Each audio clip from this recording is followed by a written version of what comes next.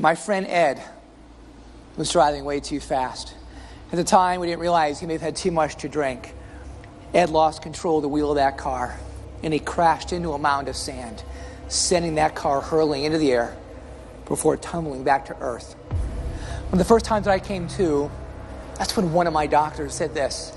He said, Scott, in case you don't recall, you're in a bad car accident. You've broken your neck and have a very serious spinal cord injury that has left you paralyzed from your chest down. Diagnosed quadriplegic. It wasn't long thereafter I was being told I'd be confined to this chair for the rest of my life. 30 days into this experience, laying there, I started getting some movement back in both of my wrists. In the back of my mind, I started thinking to myself that no matter how difficult life would be going forward, that everything would be okay. When I first started pushing a wheelchair, that's when one of my doctors, though, pulled me over. And he goes, Scott, look, we know you're getting some movement back in your arms. Not uncommon, but I think now more than ever, you need to understand the seriousness of your spinal cord injury and come to realize that the movement that you're getting back in your arms is as good as it's going to get. I don't know if that is exactly what he said, but what I heard was, you might as well go ahead right now and give up hope.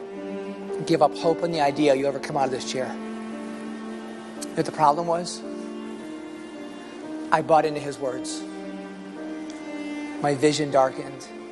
To make matters a little more difficult for my parents, they were 2,000 miles away, and I literally stopped taking their phone calls. 4 days later, Dad got me on the phone, and he demanded to know what was wrong. So I made an executive decision to tell him. And all he said was this: I was out there 2 weeks ago for your birthday. Your attitude was off the charts. Remember how I reached down, put my arms under your arms, and hoisted you into the upright position? Do you recall what that felt like? Of course I do. Will you do me a favor? Will you go back and recapture that mindset and re-own it again? In the meantime, don't be upset with me. I'm going to have words with that doctor. And then come the next morning, when I woke up, I could not believe my eyes. Standing at that doorway, looking back at me, was my dad. Letting me know, in a sense, everything would be okay. And if I learned anything from Dad, that no matter how difficult life is for you, in that moment, you can always change your way of thinking. And that's when I made the profound decision that I was willing to fail, but I was unwilling to quit, while knowing that nothing worth achieving ever comes too easy.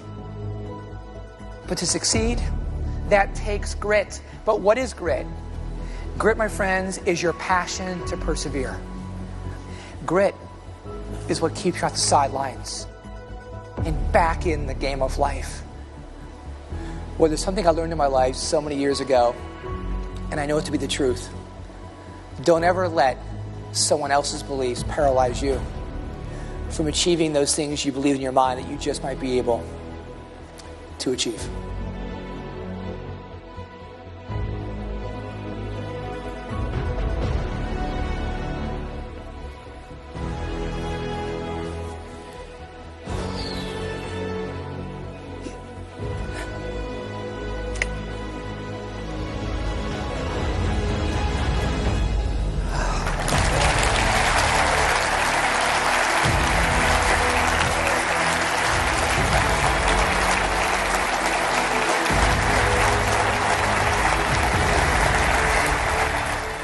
If you are looking to thrive, to beat the odds, and achieve extraordinary results in your own lives, don't give up too soon.